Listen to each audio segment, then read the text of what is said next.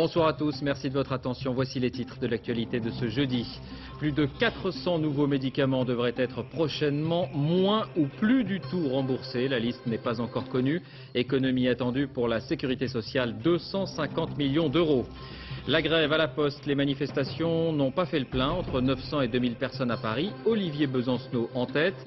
Grève pour les salaires et contre les restructurations. Autre manifestation, celle des avocats dans la rue en robe noire. C'est assez rare. Ils dénoncent le projet de loi Perben contre la grande criminalité qui instaure le plaidé coupable. Le garde des Sceaux se défend de toute atteinte aux libertés. La réconciliation en marche entre la France et la Côte d'Ivoire. Un an après les accords de paix, Laurent Gbagbo était à l'Elysée. La France promet d'accélérer le désarmement des rebelles, mais elle réclame des réformes. Enfin, jusqu'où ira la mode zen, yoga, tai chi, massage, musicothérapie? Le salon du bien-être a ouvert ses portes aujourd'hui à Paris. Il y en a pour tous les goûts, la revue des nouvelles techniques. Pour commencer donc cette nouvelle série de déremboursements, comme on dit, le gouvernement accélère l'allure pour limiter le trou de la Sécu. Deuxième vague en quelques mois. Elle concernerait cette fois plus de 400 médicaments. On n'en connaît pas encore la liste précisément car les laboratoires doivent donner leur avis. Il s'agirait de produits qui peuvent faire l'objet d'une automédication, magnésium ou vénotonique par exemple. Sophie Rodier, Virginie Travers. Depuis septembre, 82 médicaments ne sont plus remboursés par la sécurité sociale. Et d'ici quelques mois, ce sont plus de 400 nouveaux produits qui devraient venir s'ajouter à la liste. Objectif, combler le déficit de l'assurance maladie, une mesure pas toujours très bien accueillie. Moi, je ne veux pas payer. Non, c'est pas normal. Il y a des personnes âgées ou même des personnes qui n'ont pas les moyens de pouvoir...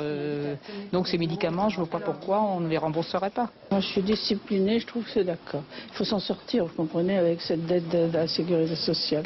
Bonjour madame. Cette deuxième vague de déremboursement devrait concerner les produits qui font l'objet d'une automédication, c'est-à-dire achetés régulièrement sans ordonnance, le magnésium ou les vénotoniques par exemple. Une mesure impopulaire aux effets économiques limités. C'est une mesure de poche, ça ne va pas faire grand-chose pour le trou de la sécurité sociale. C'est quelques centaines de millions alors qu'il faut 10 milliards.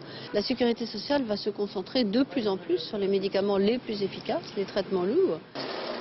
Autre conséquence du déremboursement, l'augmentation importante du prix de certains médicaments imposés par les laboratoires, comme les collyres à base de vitamine B12. Il valait, je crois, dans les 3,50 € remboursé et hop, d'un seul coup, il vaut 9,80 €. Donc pratiquement multiplié par 2,5. Alors ça, c'est effectivement, c'est un surcoût important pour le malade, c'est certain. On connaîtra la liste exacte des médicaments concernés dans quelques semaines. D'ici là, les laboratoires pourront tenter de prouver l'efficacité de leurs produits. Cette nouvelle grève dans le secteur public après la SNCF ou les hôpitaux le mois dernier, c'est à la Poste que les syndicats appelaient à cesser le travail aujourd'hui.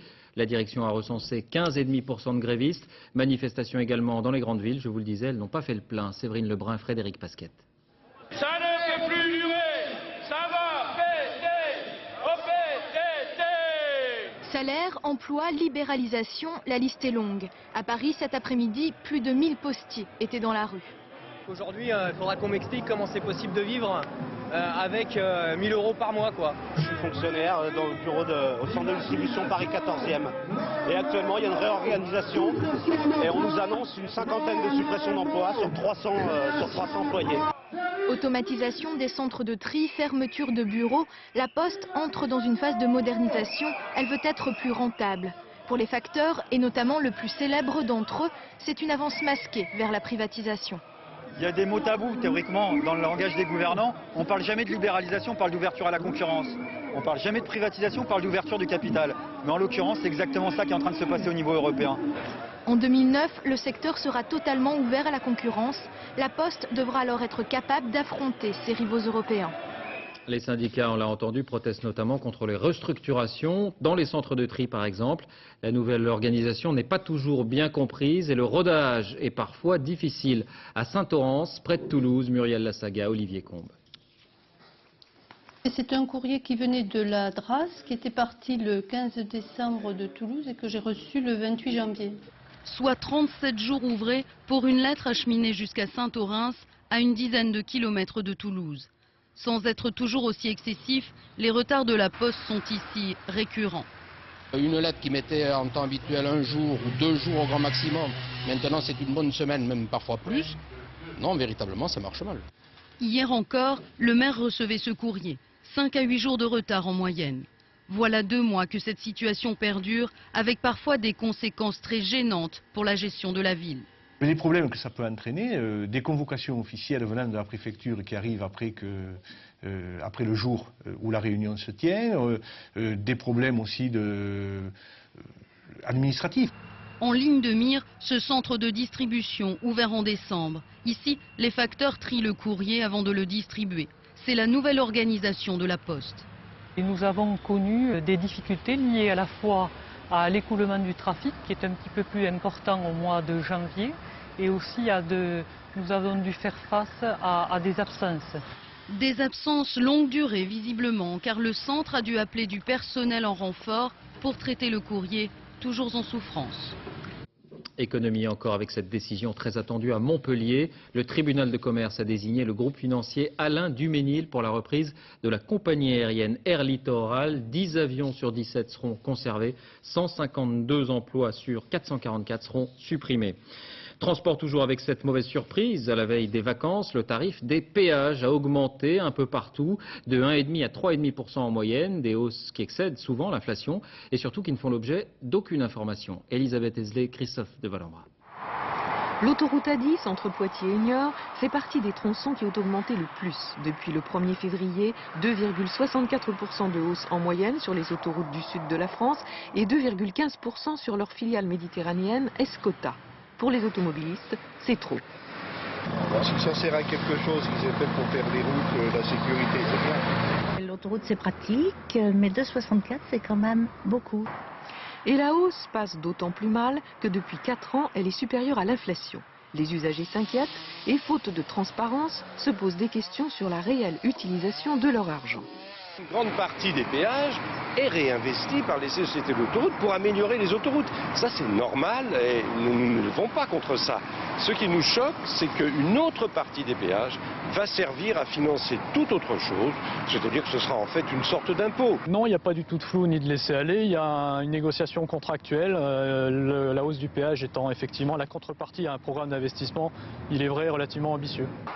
En fait, sur 10 € payés par l'usager, 1 € seulement va servir à l'entretien, alors que 5,40 € vont contribuer au remboursement des dettes des autoroutes. Le reste, entre autres, des taxes. Les péages, c'est une manne, y compris pour l'État, qui est l'actionnaire principal des sociétés concessionnaires. La Cour des comptes vient d'épingler Cofiroute parce qu'elle a relevé ses prix de 21% en 4 ans avec l'accord de l'État, alors que la hausse aurait dû se limiter à 12%. Et protestation aussi après l'annonce du relèvement de ces tarifs de la Fédération des entreprises de transport. On reste sur la route avec ce jugement à Mâcon. Un automobiliste auteur d'un accident mortel en état d'ivresse a été condamné à 2 ans et demi de prison ferme. Et ce qui retient l'attention, c'est que le cafetier qu'il avait servi avant le drame a été sanctionné lui aussi 3 mois de prison avec sursis.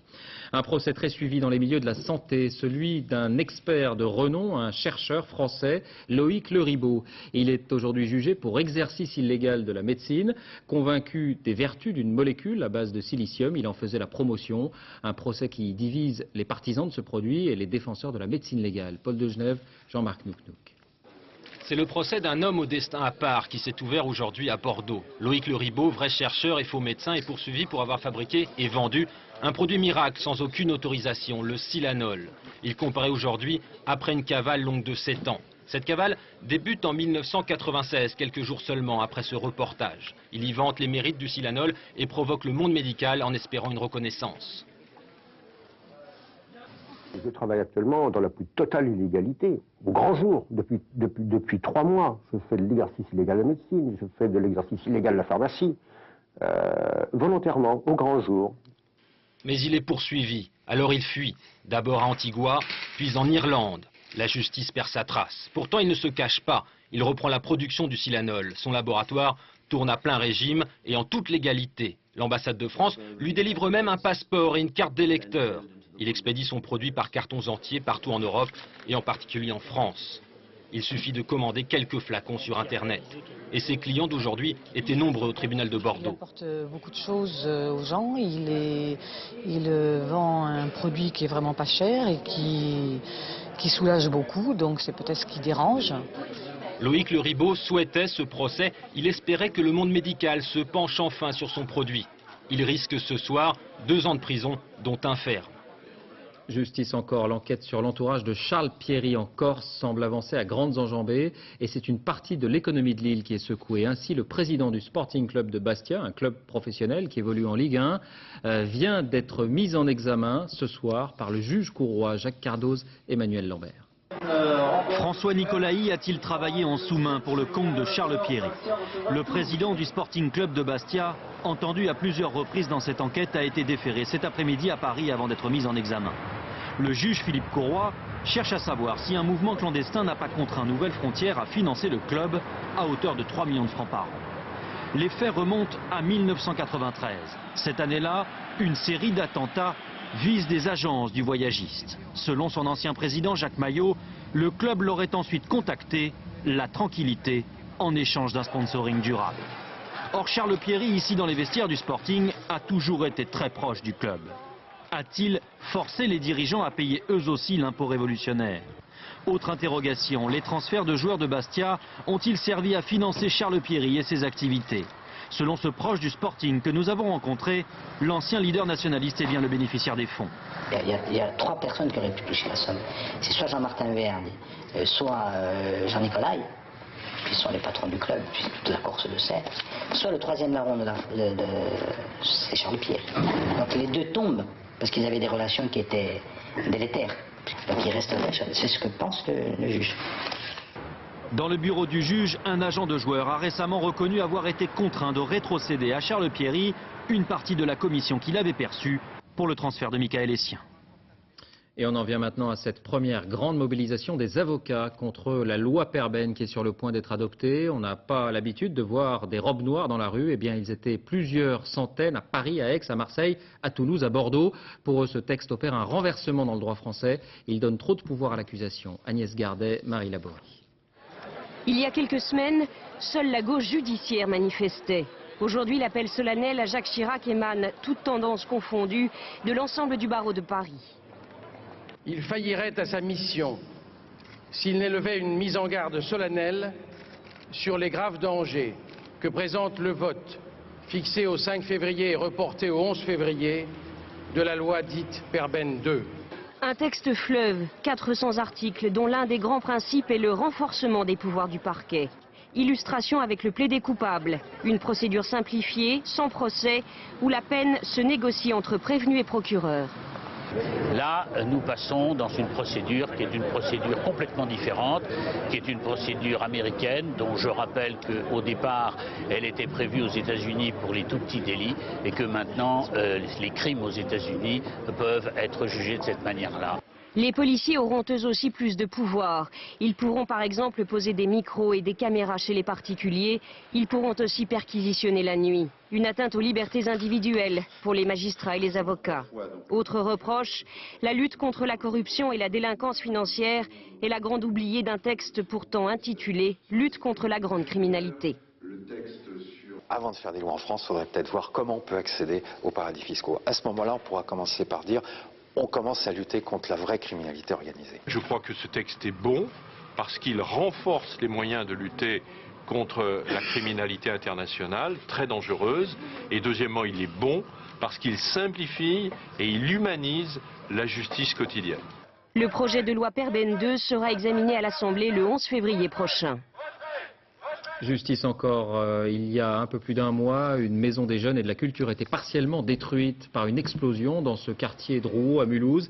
Eh bien, 2 personnes ont été mises en examen ce soir. L'une d'entre elles a reconnu avoir fait le guet le soir de l'explosion. L'autre aurait participé au vol de l'extincteur qui a servi à fabriquer la bombe artisanale. Il s'agit de 2 jeunes de 17 et 18 ans et ils souhaitaient, je cite, montrer leur mécontentement en raison de la fermeture de la MJC suite à des conflits entre bandes. Ce quartier de Rouault fait partie des 23 cités ou des 23 villes retenues par le ministère de l'Intérieur et qui doivent faire l'objet d'une action particulière contre l'insécurité. Comment expliquer ce climat? Des éléments de réponse avec ce reportage dans une autre de ces villes, Noyon, dans l'Oise, Amaury-Guibert, Jean-Marc Nucnuc. Noyon, une petite ville de l'Oise, a priori sans histoire. 15 000 habitants, 40% de logements sociaux, Des quartiers où le sentiment d'insécurité fait débat. On vit mal à Noyon. Les gens ont peur, le soir c'est fermé de bonne heure, tout est fermé. Moi ça se passe bien, ça fait 8 ans que je vis ici, ça se passe bien. Il y a des personnes âgées qui se font agresser, qui n'osent même plus sortir toutes seules parce qu'elles sont agressées verbalement, puis après on leur vole. Il y a eu des vols de sacs quand même. Il y a pire ailleurs, oui, voilà. Je crois qu'il y a pire ailleurs, il n'y a pas que là, spécialement vos séjours, nous voyons que c'est délinquant. La municipalité, elle, se dit ravie d'avoir été choisie par le ministère de l'Intérieur, à cause du contexte électoral notamment. En léger recul, le Front National représente toujours un électeur sur 3. C'est une façon de dire au Front National, nous prenons les choses en main. En renforçant notamment la répression. Ici, le taux de délinquance est supérieur à la moyenne nationale. Et l'année dernière, les gendarmes ont enregistré une légère hausse des crimes et délits. En fait, il y a une cinquantaine de jeunes, mineurs et majeurs, sur la ville. Pas plus d'une cinquantaine de jeunes qui causent des troubles et c'est toujours les mêmes. Il y a une autre réalité, un chômage galopant, des quartiers où l'on se sent oublié. Ici, pas de bus pour aller en centre-ville. Là, un terrain usé qui pourrait devenir un vrai terrain de sport et un outil de prévention. À l'heure actuelle, on est en train de payer les conséquences du manque d'investissement qu'il a pu y avoir au niveau de la prévention.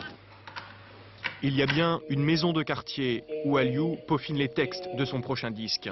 Mais les attentes sont bien plus grandes. Tous les quartiers doyens. Tenez les jeunes, on vous donne une maison de quartier et basta, c'est terminé. Ça fait que galérer dedans et vous ne venez pas nous faire chier à la mairie, c'est ça? Beaucoup de frustration et un discours qui se durcit. La maison de quartier, ça fait longtemps que tout le monde voulait la cramer, mais on la crame pas parce qu'on a toujours un petit espoir. Donc maintenant, si le maire il nous entend ou n'importe qui peut faire quelque chose, et ben, qu'il intervienne, mais d'une autre façon que Sarkozy, avec des gendarmes, ça. Entre la répression et la prévention, la mairie doit rendre ses propositions au ministère de l'Intérieur avant 15 jours, avec l'espoir d'arriver à des effets concrets dans 1 ou 2 ans. La réconciliation affichée entre la France et la Côte d'Ivoire. Laurent Gbagbo, le président ivoirien, était à Paris aujourd'hui, entretien et déjeuner avec Jacques Chirac, accolade, poignée de main. La Côte d'Ivoire, on le sait, reprochait à la France d'avoir entériné en quelque sorte la rébellion armée en déployant des soldats sur la ligne de front. Depuis, un accord politique de réconciliation a été signé. Il est appliqué tant bien que mal. En revanche, sur le terrain, le pays reste partagé. 4500 soldats français stationnent là-bas, y compris, bien sûr, côté rebelles dans le nord du pays. Envoyés spéciaux, Éric Monnier, Frédéric Ranck. Jour après jour, la présence militaire française s'étend dans le nord et l'ouest de la Côte d'Ivoire. Des régions qui retrouvent peu à peu ordre et quiétude. Ce matin, le chef d'état-major des armées français, le général Bintéja, a pu le vérifier en traversant le marché de Korogo. Les rebelles, qui régnaient ici en maître absolu il y a encore 3 semaines, ne sont jamais très loin, mais sans montrer de véritable hostilité. À bientôt. Et la population civile, elle, semble satisfaite. On sait montrer les muscles si c'est nécessaire, mais pour nous, tout passe d'abord par le dialogue avec eux, le dialogue que nous facilitons entre les différents acteurs. Et depuis 15 mois, c'est comme ça que ça avance. Énorme satisfaction pour le grand patron des soldats français. Les écoles ont enfin pu rouvrir plus d'1 an après leur fermeture. On attend maintenant ici le retour de l'administration, comme le prévoient les accords de paix de Marcoussis. À Korogo, à la tombée de la nuit, les soldats français ne traînent pas en ville. Inutile de risquer l'incident. De Français, on ne rencontre guère que Maurice, si on se donne la peine de venir à son petit bar. De la présence de ces soldats de la force Licorne qu'il avait évacués au cœur des combats en octobre 2002, avant qu'il ne décide de revenir, il se dit heureux. Sur l'avenir, en revanche, il est plus pessimiste. Qu'est-ce que ça a changé, la présence des Français? On est content, on est plus assuré quand même. Hein. Vous pensez que ça va tenir, cette paix? Moi, je suis français mais d'origine allemande. Je crois qu'on a mis 20 ans à 30 ans à se pardonner. Hein. Donc, je pense que ça sera à peu près la même chose. Hein. Pour la prochaine étape, le désarmement des combattants, les Français comptent sur le renfort de 6000 casques bleus de l'ONU. Pour cela, il leur faudra vaincre les réticences des Américains dans les prochains jours à New York. Les États-Unis qui restent une terre promise pour de nombreux Cubains qui fuient la dictature de Fidel Castro. Et tous les moyens sont bons. Ainsi, les gardes-côtes américains ont intercepté un groupe de 11 personnes qui avaient pris place à bord d'une Buick, une vieille limousine américaine transformée tant bien que mal en bateau. Richard Binet. Lorsque les gardes-côtes américains ont repéré le fragile esquif, ils n'en ont pas cru leurs yeux. Une Buick 1959 transformée en bateau, croisant au large des côtes de Floride. À son bord, pas moins de 11 clandestins cubains qui tentaient de rejoindre les États-Unis. Ici, ils ont mis la touche finale à leur embarcation, puis ils ont fait un grand au revoir et ils ont disparu derrière l'horizon. Tous cubains, tous férus de mécanique et récidivistes. En juillet dernier, 2 d'entre eux avaient tenté la traversée à bord de ce pick-up Chevrolet. Les portes avaient été alors soudées et le ventilateur recyclé en hélice.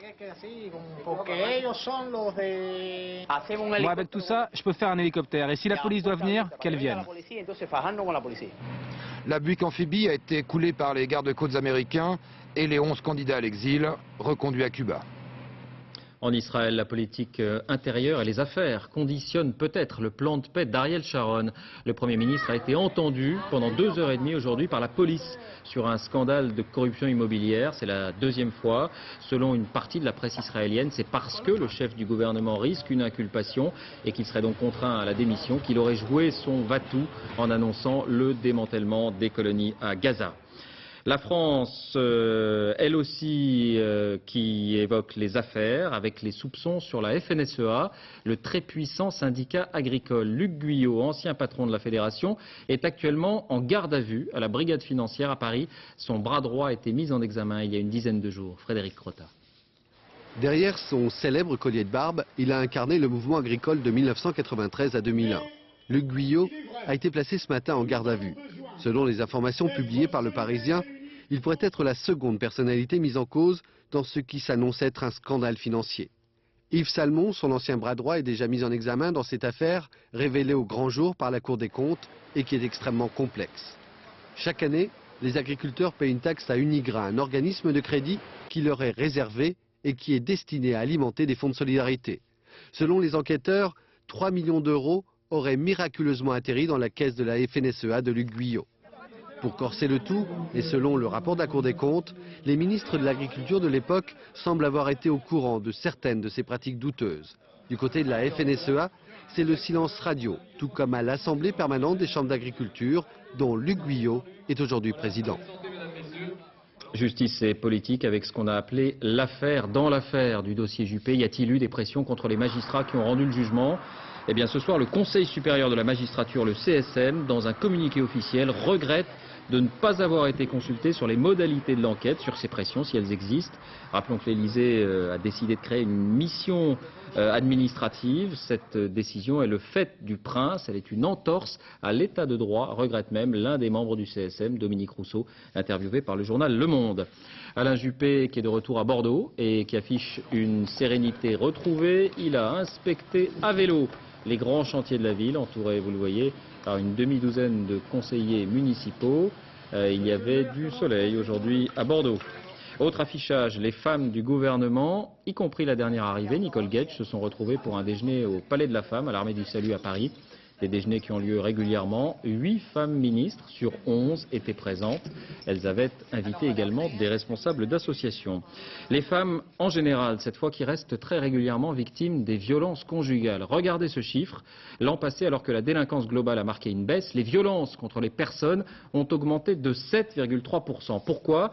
Eh bien, notamment parce que les violences familiales sont de plus en plus nombreuses ou mieux signalées. Elles touchent tous les milieux, rappelons-le. Tout est fait désormais pour encourager les femmes battues à porter plainte. Enquête signée Aurélia Guillemin, Mathieu Bierdel. Et quand est-ce qu'il vous a tapé la dernière fois?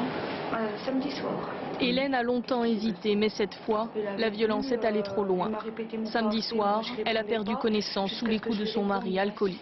Il m'a serré le sein gauche pour me balancer sur le lit, et puis il m'a pris à la gorge. Il m'a déjà cassé le nez et tout. La plainte, monsieur, il est convoqué. Au commissariat, ce n'est pas un policier, mais Odile Didion qui la reçoit la première. Elle est ce qu'on appelle ici un travailleur social. Sa mission, écouter, expliquer et parfois convaincre. Avec 2 jours d'ITT, madame, il faut porter plainte. Il y a plein de personnes qui ne veulent même pas venir ni déposer main courante ni plainte. Il y en a qui viennent, qui retirent les plaintes. Elle a dit elle-même qu'elle avait retiré une première plainte. Voilà, ça c'est la grosse problématique des femmes victimes de violences conjugales. Sur les conseils de son entourage, Hélène a fini par franchir le pas. Aujourd'hui, Elle est décidée à déposer plainte contre son mari. La fin de 5 années de silence, mais reste la peur et une immense culpabilité. Quand on va en course, il veut acheter l'alcool, j'aurais peut-être pu l'en empêcher ou je sais pas. Vous cherchez des raisons? Je cherche des excuses. Comme j'ai toujours fait jusqu'à maintenant, j'essaie de trouver toutes les excuses possibles. Mais maintenant, je ne peux plus. Qu'est-ce que vous arrivez à lui trouver comme excuse? Que ça allait s'arranger, qu'il fallait du temps. Des excuses comme ça. Quand ses enfants viendraient le voir, que ça irait mieux s'ils reviennent. Qu'il vous aimait peut-être aussi? Oui, c'est ce qu'il me dit. Qu'il m'aime, qu'il tient à moi, qu'il ne fait pas qu'on se sépare, mais c'est pas possible de rester comme ça. Vous l'aimez encore? C'était 17. Au commissariat central de Dijon, il ne se passe pas une nuit sans que les conflits conjugaux ou familiaux ne mobilisent les patrouilles de police. Reçu, terminé. On a des habitués, on a des gens qui constamment nous appellent. Ils nous appellent pour des différends familiaux entre eux. Ah, malgré tout, on envoie, on les connaît. On sait où ils habitent, on envoie quand même. Parce qu'on ne sait jamais. Même les collègues, si ils y vont une fois, 2 fois, 3 fois, qui nous disent il n'y a rien. Peut-être que la 10e fois, ils vont nous dire il faut appeler le SAMU. Cette nuit-là, le différend qui conduit les policiers à cette adresse est heureusement sans gravité. Mais c'est déjà la 2e fois en quelques heures qu'ils se déplacent ici. On ne va pas tourner autour du pot sans arrêt, vous êtes insulté de part et d'autre. Ok, d'accord, on est bien d'accord. Vous êtes en instance de divorce avec elle, là? Moi, je suis en instance de divorce. Mais dites-moi, on se connaît, je suis déjà venu ici, moi. Oui, vous êtes déjà venu quand... Il y a 3 semaines avant. Il y a un climat passionnel la plupart du temps. Et tout le monde a raison, tout le monde a tort. Et puis nous, on est entre les deux. Les différents familiaux en fait, c'est quand même des affaires spéciales, quoi. C'est une intervention de police et en même temps de psychologue, de tout ce que vous voulez. Pour ne plus compter parmi les victimes, Hélène a décidé de quitter le domicile conjugal. Ses quelques bagages en main, elle va d'abord trouver refuge chez un membre de sa famille, mais elle espère s'installer au plus vite dans un nouveau logement. C'est une nouvelle vie qui commence. À Dijon l'an passé, les violences conjugales ont été à l'origine de 600 interventions police-secours, mais on sait le nombre de femmes battues, largement supérieur. L'étonnement et la consternation aujourd'hui à Cavaillon. Depuis 2 ans, un corbeau empoisonnait la vie de la région avec ses lettres anonymes, brisant des couples et des familles. Eh bien, l'auteur de ces lettres vient d'être arrêté. Stupeur, il s'agit d'une enseignante sans histoire, Dorothée Cochard. Monsieur, je suis désolée de vous dire que votre femme vous trompe. Elle a des rendez-vous le week-end. Surveillez sa messagerie. Les propriétaires du bar tabac de la Chance ont reçu cette lettre anonyme lundi dernier. Par chance, ni madame, ni monsieur ne s'en sont laissés compter. Comme il y avait beaucoup de monde, on n'a pas regardé l'enveloppe de suite. Et peut-être 10 minutes après, mon mari me dit « Tiens, regarde, tu as un amant ». Je dis « Moi, je suis tombée des nues, quoi ». Mais ces cafetiers ne sont pas les seules victimes. Plusieurs centaines de couples ont reçu une lettre identique en 2 ans. Proie privilégiée du corbeau, des commerçants. Terrain de chasse, le Vaucluse et les Bouches-du-Rhône. Et tous les couples n'en sont pas sortis indemnes. Ça a causé beaucoup de problèmes dans mon couple. J'ai dormi une petite semaine sur le canapé, jusqu'à temps que je sache que cette information était fausse, quoi. Le corbeau a fini par être découvert. Une femme de 51 ans, enseignante dans un lycée privé d'Aix-en-Provence. Elle encourt 3 ans d'emprisonnement et 45 000 € d'amende. La santé avec le retour en grâce aux États-Unis des régimes Atkins. Inspirés par le docteur du même nom, 25 millions d'Américains suivraient désormais ces recommandations franchement particulières. Principe de base, vous pouvez manger riche et gras, viande, fromage, mais sans féculents, ni pain, ni pâtes, ni pommes de terre. À New York, Pascal Golomer, Tristan Lebras. C'est la dernière trouvaille chez ce géant américain du fast-food. Un hamburger, mais sans pain. Ce n'est pas un gag, c'est ce qu'on appelle s'adapter à la demande. Nous avons tenu à proposer à nos clients ces hamburgers sans pain. De cette manière, ils retrouvent chez nous les produits low carb qui sont tellement populaires. Low carb, un mot anglais omniprésent aujourd'hui au rayon diététique des magasins new-yorkais, pour définir tous les produits faibles en hydrates de carbone. Pour faire simple, tout ce qui est sans sucre et sans féculents. C'est la nouvelle formule miracle pour perdre du poids, en tout cas des millions d'Américains y croient.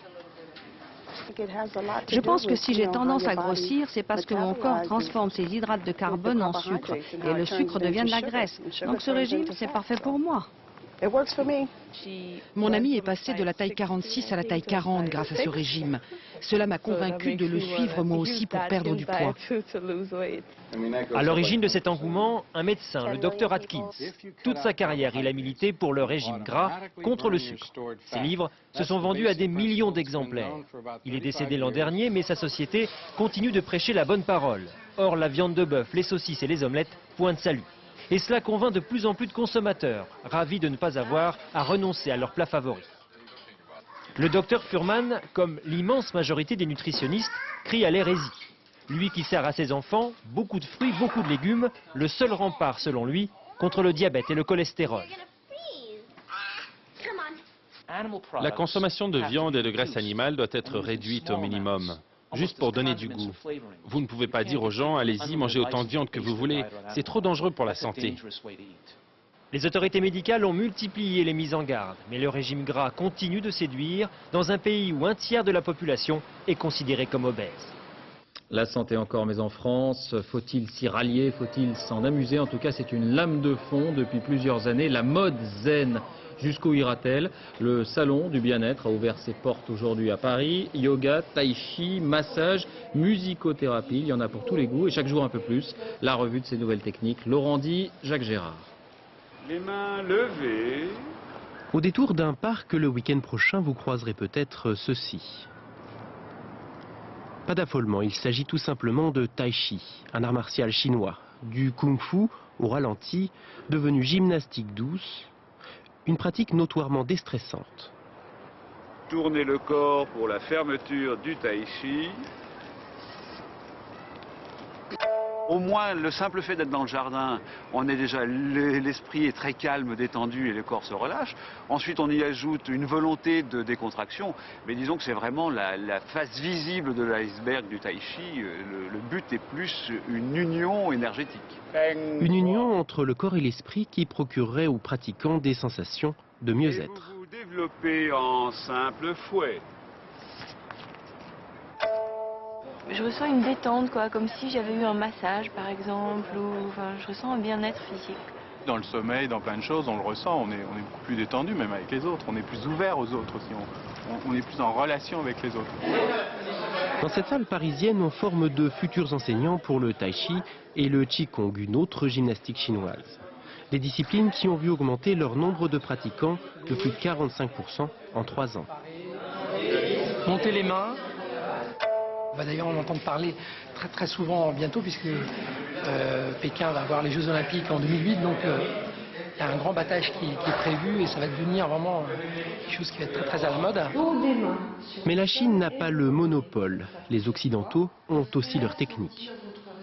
Exemple avec la méthode Ehrenfried, développée par une médecin kinésithérapeute. De la gym en douceur pour corriger tranquillement de mauvaises positions. Voilà.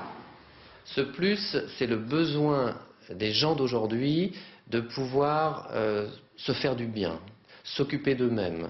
Contrairement à il y a quelques générations où il ne fallait pas faire attention à soi. Aujourd'hui, on fait attention à soi, on a envie d'être bien. Grand, longue et une légère courbe. Légère courbe, longue, c'est le bas du ventre. Ambiance, salle des tortures pour la méthode Pilates. À 70 € l'heure de cours particulier, cette gymnastique globale est un petit peu chère. Mais on y retrouve le même souci thérapeutique et la possibilité à terme de changer son corps. Inspirez en haut. Votre corps va s'allonger. Vous allez devenir musclé, mais en longueur, pas en masse. Ça veut dire quoi? C'est-à-dire que vous n'aurez pas des gros muscles larges. Les disciplines, en fait, il y en a pour tous les goûts, pour tous les âges. Le plus dur, comme souvent, c'est de trouver celle qui convient, puis de faire le premier pas. Le coup d'envoi des vacances d'hiver, demain, c'est la zone A, Lyon, Grenoble, Rennes, Toulouse, Caen qui est concernée. Dans les stations de sport d'hiver, c'est l'effervescence. Dernier préparatif à Isola 2000, dans les Alpes du Sud. Nathalie Jourdan, Raymond Chaplard. Précis, mais rapide, il reste peu de temps. Il y a 3-4 heures de cuisson. Et puis on pourra le servir ce week-end parce que ça se sert froid. Vous prenez de l'avance? On prend un peu d'avance parce que c'est les dernières heures de tranquillité après beaucoup de travail. Allez, c'est la dernière. Une dernière pour le chef en ski. Après, il sera trop tard, les vacanciers débarquent ce week-end. Alors toi Valérie, et la première semaine à l'hôtel, il te reste quoi en disponibilité pour les vacances scolaires? À partir du 28 février. Ici, on attend 6 à 10 000 personnes qu'il va bien falloir loger. Les hôteliers se les partageront. Il faut coordonner tous les établissements de la station pour savoir s'il y en a un qui est moins rempli que d'autres pour faire l'équilibre, pour que tout le monde puisse, pour répondre aux clients direct, pour pas qu'ils perdent du temps à rappeler 50 numéros. Et pas le ski français, bonjour. Elle le dira 300 fois dans la journée. Skieurs débutants ou confirmés, il faut tous les caser. Pour les moniteurs, c'est l'heure de la mobilisation générale. On rappelle même les réservistes. On a déjà beaucoup de moniteurs qui ont un second métier, qui n'enseignent plus à temps complet, donc ils nous renforcent Noël, février principalement, et les week-ends quand on a besoin d'eux. Nous, on triple les effectifs. Pour l'heure, les petits hommes rouges se font discrets. Sur les pistes, le trafic est encore fluide. Les gros bouchons sur le périph' blanc, c'est pour ce week-end. Et images de vacances avant l'heure, ici en Vendée, la France a encore baigné dans la douceur aujourd'hui, 24 degrés à Dax, 18 à Paris et 16 ici au Sable d'Olonne. On pourra encore en profiter demain, après ça va se rafraîchir. Toujours à propos de vacances, comment profiter des vieux films de famille, vidéo ou Super 8, dépassés par les nouvelles technologies, ils sont voués à l'oubli, ils s'abîment aussi. Eh bien voici peut-être la solution, celle de ce créateur d'entreprise, une idée simple, un vrai service. Sophie Rodier, Didier Dahan. Sur ces images, il y a toute leur vie. Les premières vacances à la mer, le mariage, la naissance du bébé, ce que les familles ont de plus précieux. Mais avec le temps, les bandes s'usent et ces kilomètres de souvenirs sont voués à disparaître. Pour sauver ce patrimoine familial, une solution, faire graver les vieux films sur DVD. C'est une excellente idée de cadeau. J'ai déjà fait une expérience en fin d'année. J'ai diffusé ça auprès de ma famille, ça resserre un peu les liens familiaux. Il y a une très grosse émotion. Ils testent avec des cassettes de magnétoscope pour le mariage et après, bon, s'ils sont satisfaits du DVD, ils reviennent avec les Super 8 de la famille. Donner une deuxième vie aux vieux films des particuliers, Eric Gonzalez et son associé sont presque les seuls à le faire en France. En 3 mois, ils ont déjà transformé en DVD 1000 heures de vieilles bobines. De la bande magnétique au Super 8, ici, tous les formats sont traités, même les plus désuets. On a donc des bobines, vous voyez, qui nous arrivent un petit peu partout. Hein. Ici, on va prendre le cas de ce monsieur que je ne connais pas, qui lui nous a amené de la grande bobine, vous voyez. Les gens n'ont plus les projecteurs, ou même n'ayant plus les projecteurs, ont un petit peu, les ont oubliées ces bobines. Elles sont dans un carton, dans un placard, dans un grenier. Souvent, on a toute l'histoire d'une famille, hein, depuis plusieurs générations. Sport d'hiver, Davos, année 1954. Et pour l'instant, le plus vieux film traité remonte à 1949.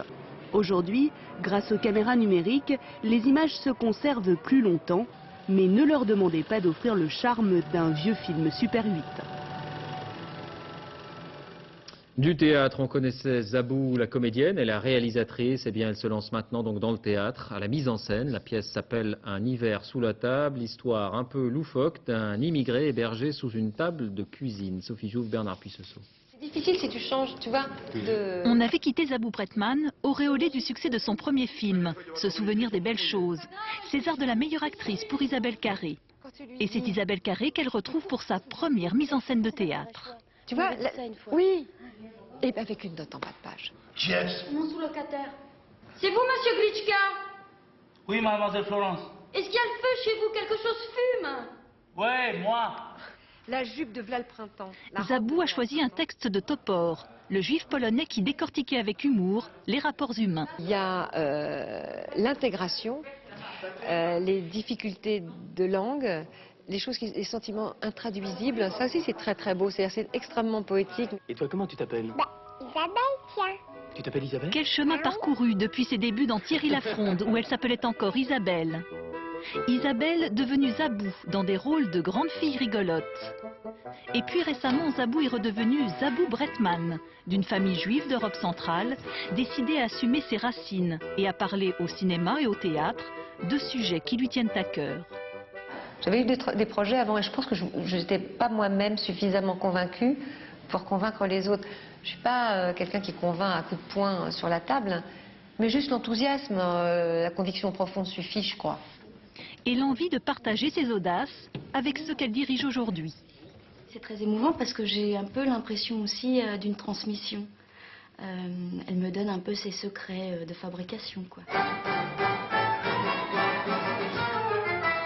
La fraternité des hommes, une des questions majeures pour Zabou Bretman, et qu'elle retrouve dans la fraternité d'une troupe de théâtre. Un mot de la grève à Radio France. Première négociation aujourd'hui avec la direction. Elle a tourné court. La direction qui s'en tient à sa position initiale. Pas de mesures salariales collectives exceptionnelles pour 2004. Le mouvement se poursuit donc. Une image de football pour terminer avec la déception des Verts. Saint-Etienne battu à domicile dans le Chaudron 3-2 par Sochaux après prolongation. Ici les buts stéphanois. Saint-Etienne menait 2-0. S'est fait rejoindre avant d'être battu dans les prolongations. La finale opposera donc les Sochaliens à Nantes. Ce sera en avril et à suivre bien sûr sur France Télévisions. Fin de cette édition, merci de votre fidélité. Tout de suite la météo, Patrice Drevet. Point route Valérie Maurice, 20h55, envoyé spécial avec notamment un reportage étonnant sur les phobies scolaires. Envoyé spécial avec Guylaine Chenu et Françoise Joly. 23h05, campus. Guillaume Durand face notamment à Jean Reynaud et Vincent Cassel. 1h-10, dernier journal Ève Mettet. On se quitte sur ces images du nouveau vaisseau des Champs-Élysées, le drugstore Publicis, inauguration hier du nouveau bâtiment après 2 ans de travaux et notamment cette façade en verre de 800 mètres carrés. Restaurant, bar, librairie, cave à vin, l'ancien bâtiment daté des années 70. À lundi.